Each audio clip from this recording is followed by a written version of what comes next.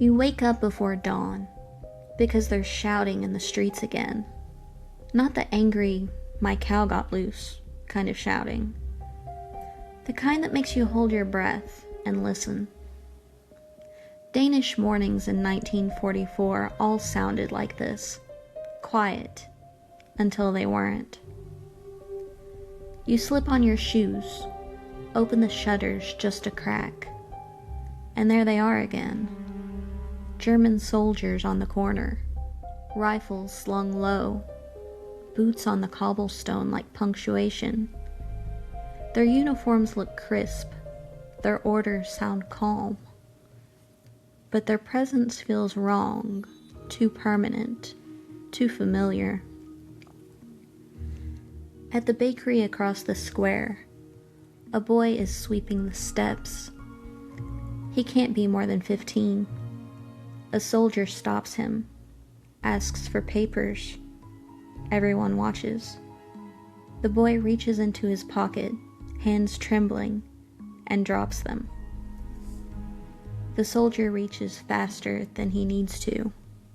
The boy flinches harder than he should. And for a split second, you see a flash of what fear does to civilians. It turns normal moments into threats. But the boy is lucky today. The soldier let him go. And yet, the moment sticks to you, the way you learn to measure your mornings, not by the sunrise, but by the mood of the men with the guns. You head to work. But even that looks different now. Every shopkeeper has a story. A neighbor dragged from his home for questioning. A grocer fined for not handing over enough inventory. A teacher arrested for printing something the occupiers didn't like. And you've stopped asking whether any of this is legal, because under occupation, legality changes depending on who is holding the clipboard. By noon, word spreads through town like electricity. Someone, nobody knows who, has been shot for refusing a search.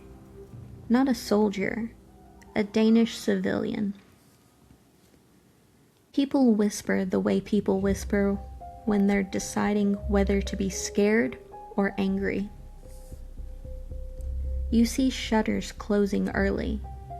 You see workers walking off the job. You see a fisherman quietly chalk an X on his door. A wordless message, something is coming. And it is. By evening, the streets that once felt occupied begin to feel something else entirely. Uncooperative. The trams stop. The factories go silent. The shops lock their doors. Newspapers refuse to print, not because someone commanded it, but because the people did. Denmark wasn't strong enough to beat its occupiers with weapons, but it had something more dangerous. An economy the occupiers desperately needed, and could not run without Danish hands.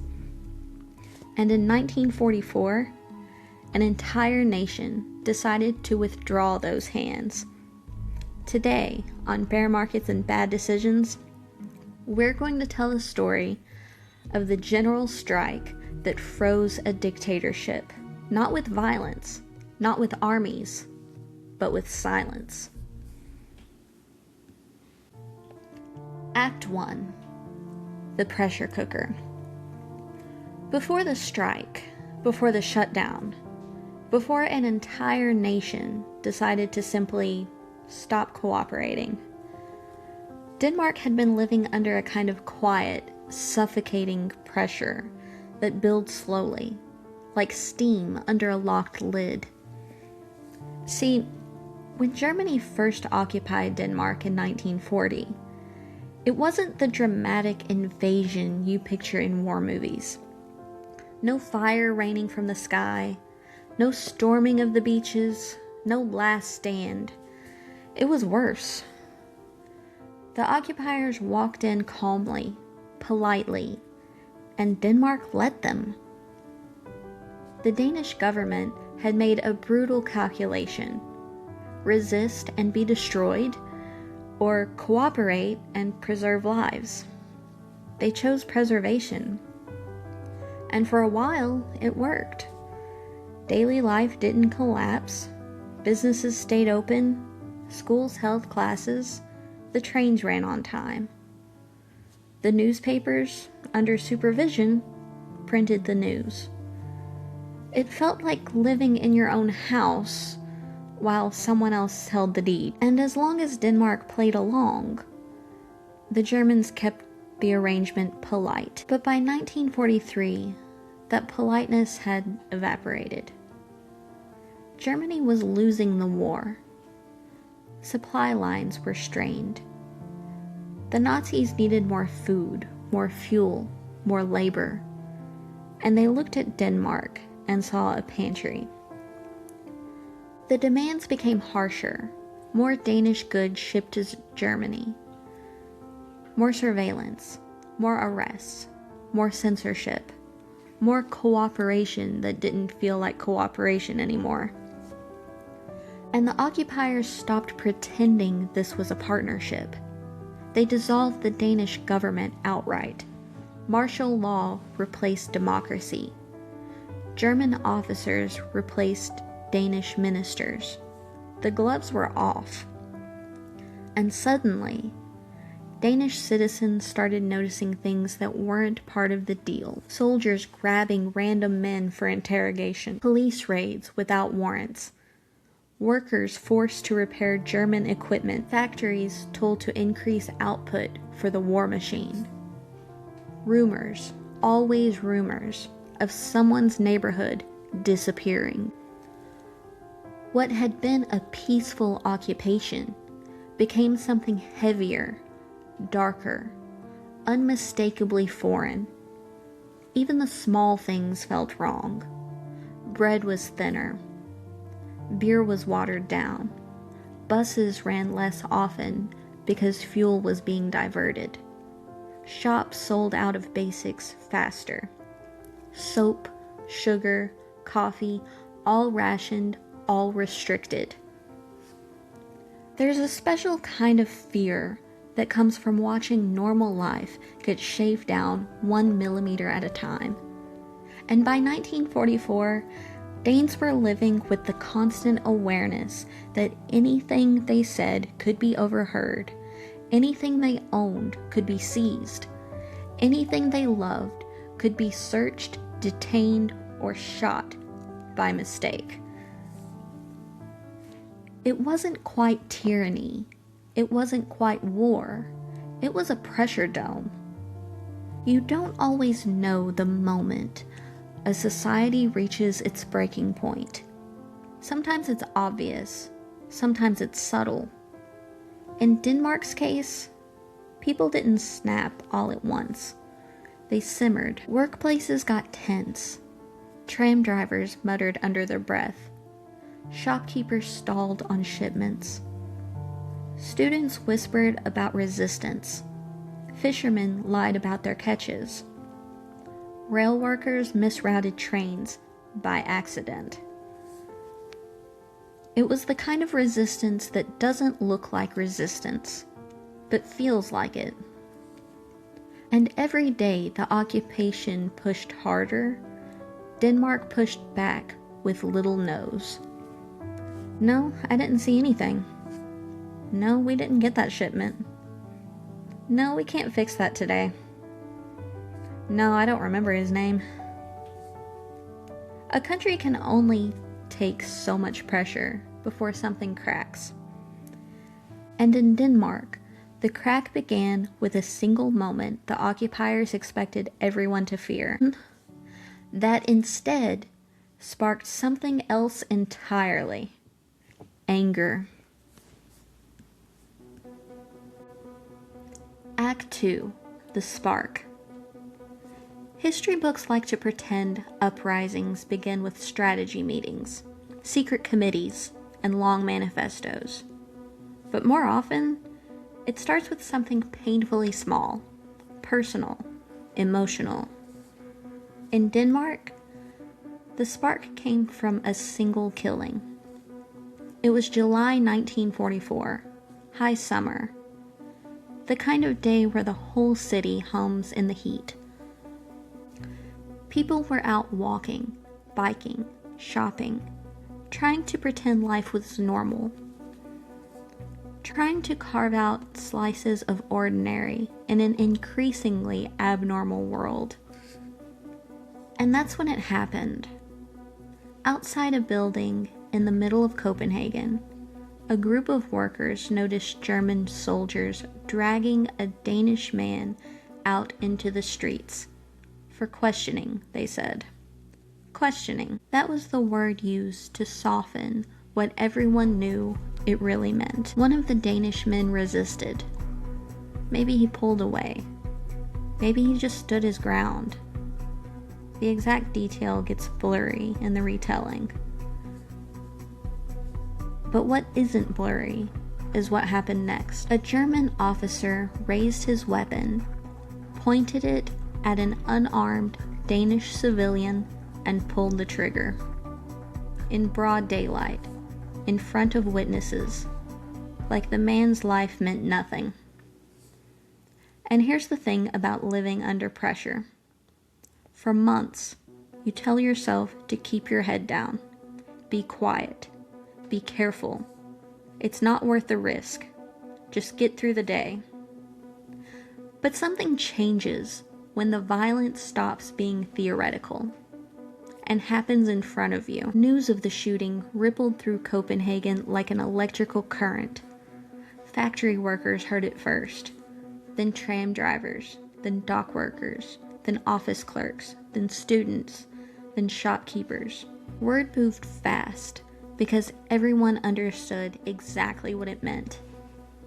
If the occupiers could murder a Dane on the street without consequences, then cooperation was no longer survival, it was submission. And that thought did not sit quietly. At the shipyards, men put down their tools. At the factories, machines wound down. At the tram depots, drivers walked off their routes and left empty cars sitting in the middle of intersections. Bakers, machinists, mechanics, clerks, one workplace after another simply stopped.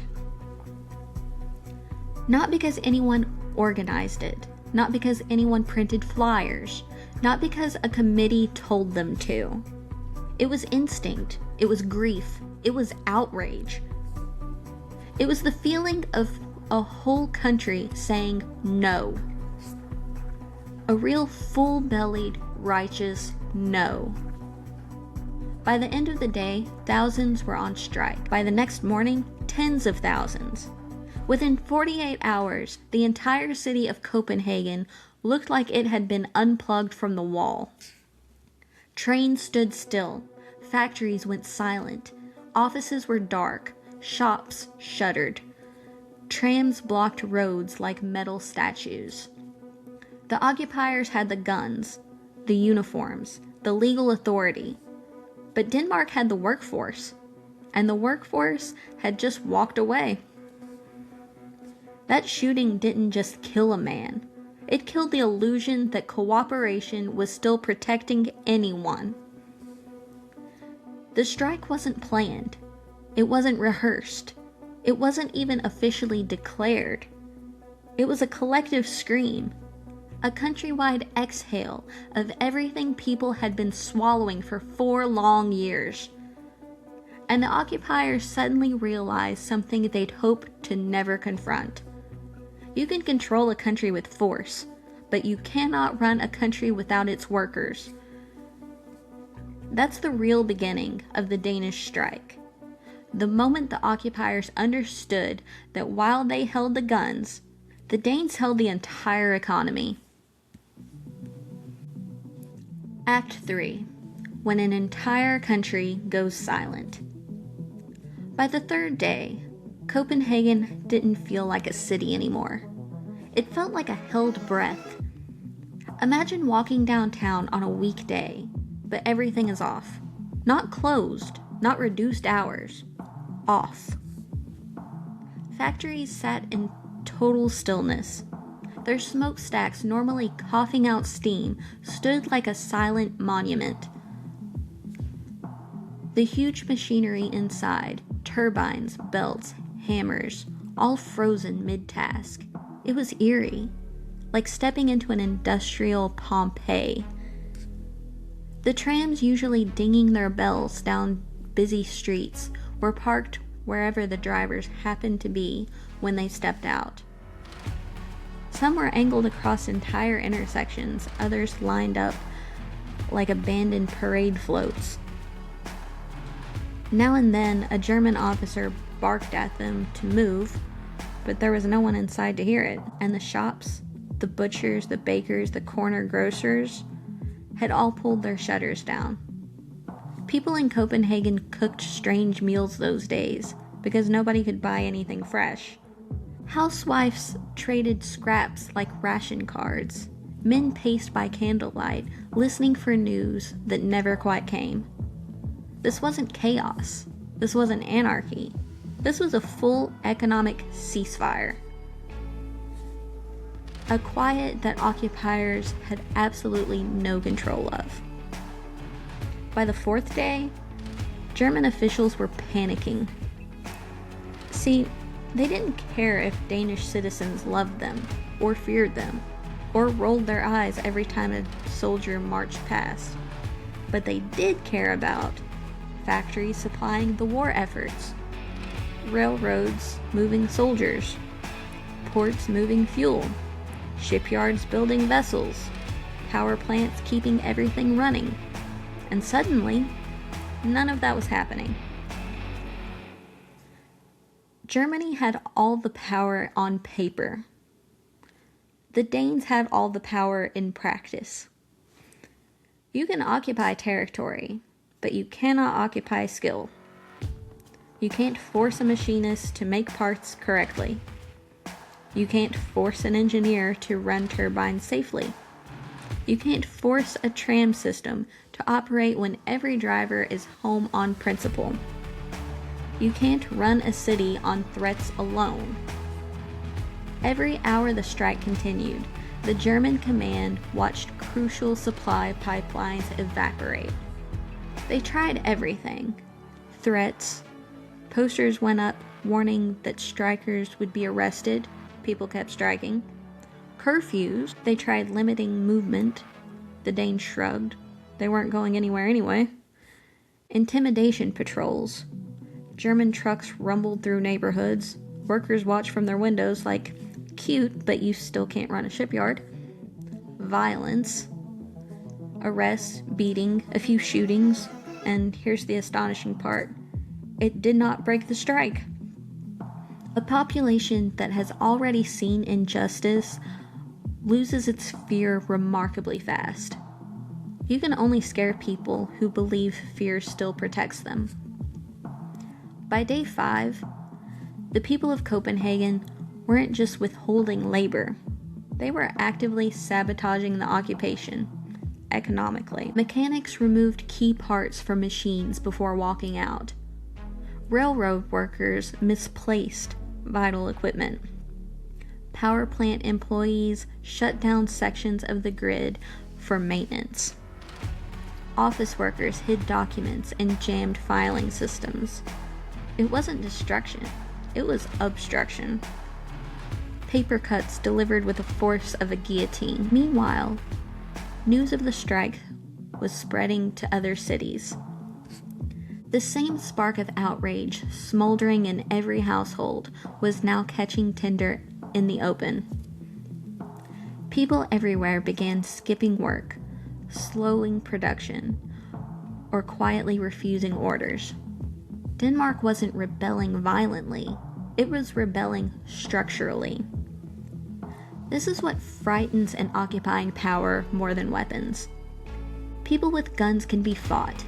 People with jobs can shut down an empire. By the end of the week, Germany faced a crisis. Their local supply chains were collapsing. Their transportation networks were crumbling. Their ability to move troops was compromised. Their war production from Danish factories had plummeted, and worst of all, they had no idea how far this was going to spread. If an entire country rose up without lifting a single weapon, how do you stop that? You don't. And Germany was about to face a painful truth. They could shoot a worker, but they could not shoot an entire workforce. The pressure was reaching a breaking point, and the occupiers were about to blink first. Act 4. The breaking point, when the occupiers blinked first. By the 7th day, Copenhagen felt like it was balanced on a knife's edge. Not between peace and violence, but between silence and collapse.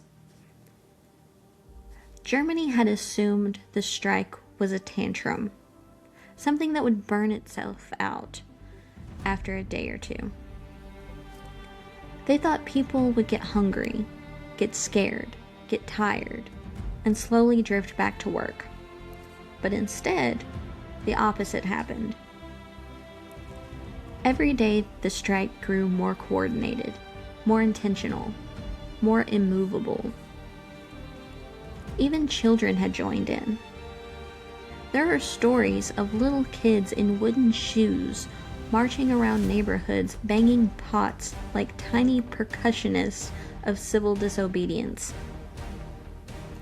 Meanwhile, German officers were up at night pacing circles around tables covered in maps, charts, and lists of factories that hadn't run in a week. This wasn't a protest anymore. It was a blockade, powered entirely by refusal. Desperate to reassert control, the Germans tried to do what authoritarian systems do best. They upped the punishment. They executed 4 young Danish men, political prisoners already in custody, hoping the violence would scare workers back to their jobs. They miscalculated. The executions didn't frighten people. They ignited them. If the strike had been about injustice before, now it was about dignity. A line had been crossed. A line that could not be uncrossed. People who were staying home out of protest now stayed home out of fury. The mood shifted from collective resistance to collective grief. And grief is far more powerful glue than ideology. Germany didn't break the strike. They welded it shut. Over the next 48 hours, the strike spread nationwide. Factories across Denmark fell quiet. Ports slowed to a crawl. Even postal workers stopped delivering letters. Now Germany had a serious problem. They didn't just control Denmark, they needed Denmark. Danish farms fed German troops. Danish factories produced war supplies. Danish shipyards serviced naval crafts. Danish fisheries kept coastal units alive. And suddenly, all of that was evaporating. An occupation isn't a magic spell. It requires cooperation from the people it's occupying. Cooperation they were no longer getting. And occupiers could not replace the workforce. They didn't have the technicians, the engineers, or the knowledge. You can seize territory by force. You cannot seize competence. This is the moment Germany realized they weren't dealing with defiance. They were dealing with a shutdown. On day 9, German officials met with Danish leaders. This wasn't a negotiation between equals. It was a negotiation between a drowning man and a person holding a raft. Germany quietly agreed to stop the executions, release many political prisoners, scale back raids and arrests, pull troops out of key neighborhoods, end certain punitive measures, back off their demand to total compliance. The Danes didn't get their total freedom back, not yet, but they did force the occupiers to retreat. By refusing to move, the people of Denmark made the most powerful army in Europe move instead. And when the news hit the streets, people didn't celebrate loudly. They celebrated quietly, because they knew exactly what made it possible. For once, in a world at war, ordinary people had flipped the power pyramid upside down. Germany had all the guns. Denmark had all the leverage.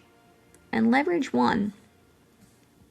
On day 10, the workers returned to their jobs.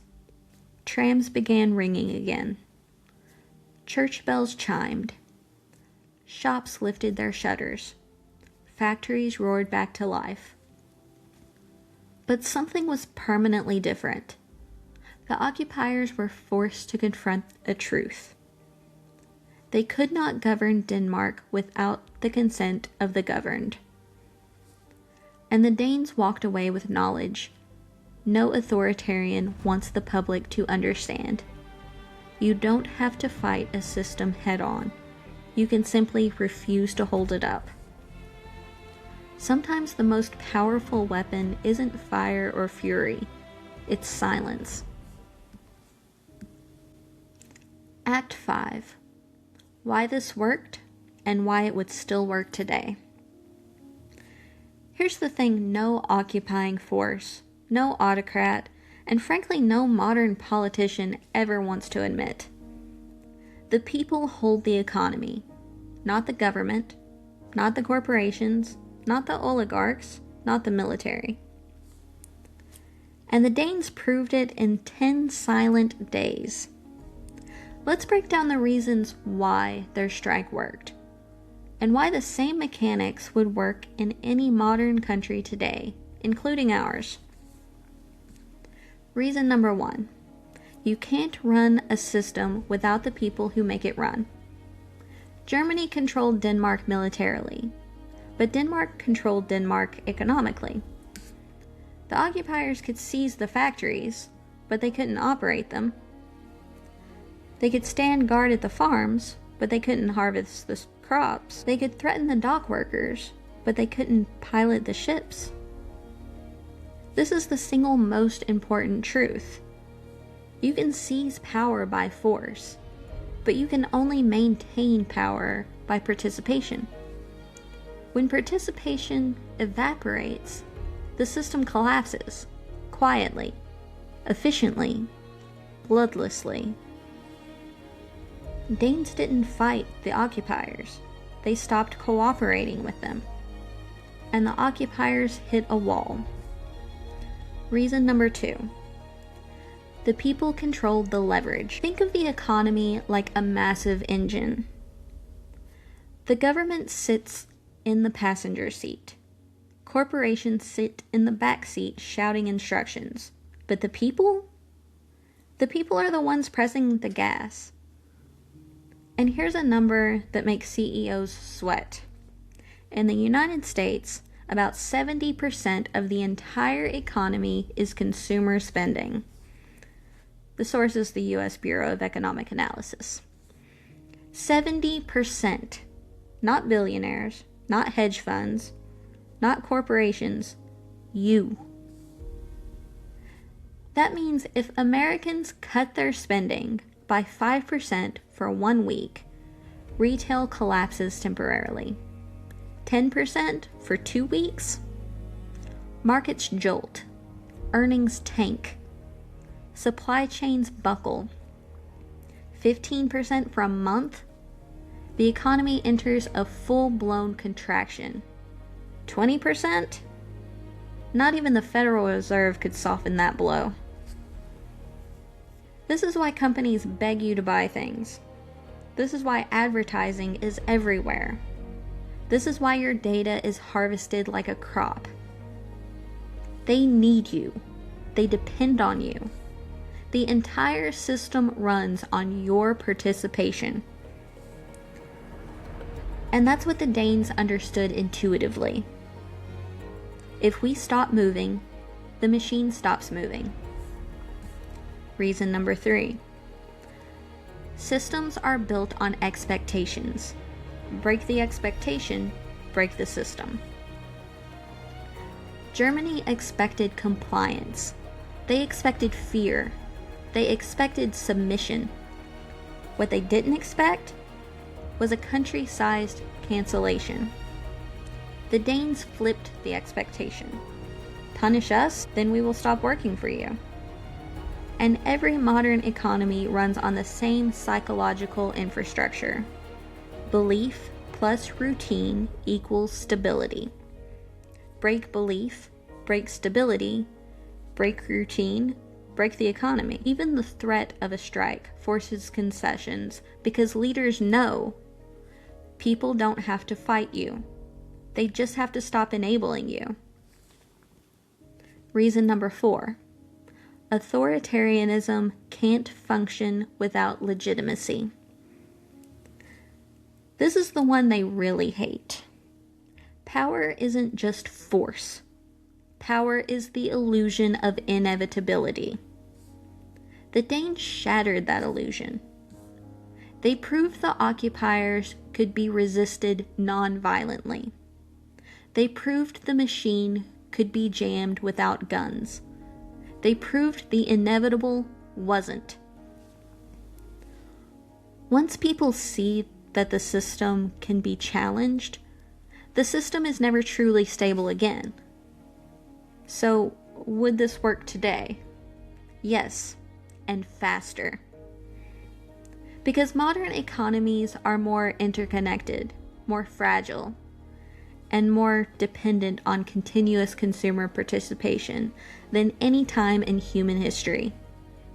A concentrated, disciplined economic strike, even a symbolic one, would be devastating. If 5 million people stopped non-essential spending for 7 days, markets would notice. If 10 million people did it for 14 days, corporations would panic. If a coordinated region did it for a month, politicians would be on television by day 10. The math is simple. When 70% of the economy is consumers, the consumers hold the system in their hands. Governments can overreach, corporations can exploit, agencies can abuse power. But none of them can function without the participation of the people they're squeezing. No matter how powerful your leaders think they are, they do not hold a candle to the power of the market. Who controls the market performance? You do. Denmark understood that in 1944. And here's the quiet truth modern Americans need to relearn. Power doesn't just flow down, it flows up.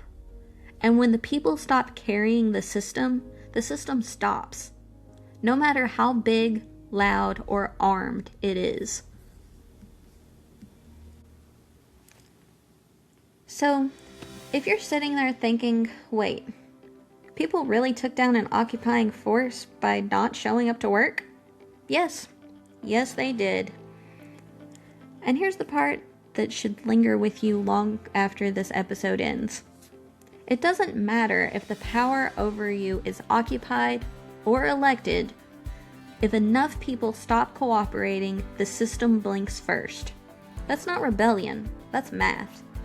And the math has always been on the side of the people. Because when 9 out of 10 businesses go quiet, when spending stalls, when labor evaporates, when the gears that keep a country turning suddenly stop, power remembers exactly where it comes from. The Danes didn't win because they were violent. They won because they understood leverage. They won because they understood unity. And they won because they understood something most governments hope you forget.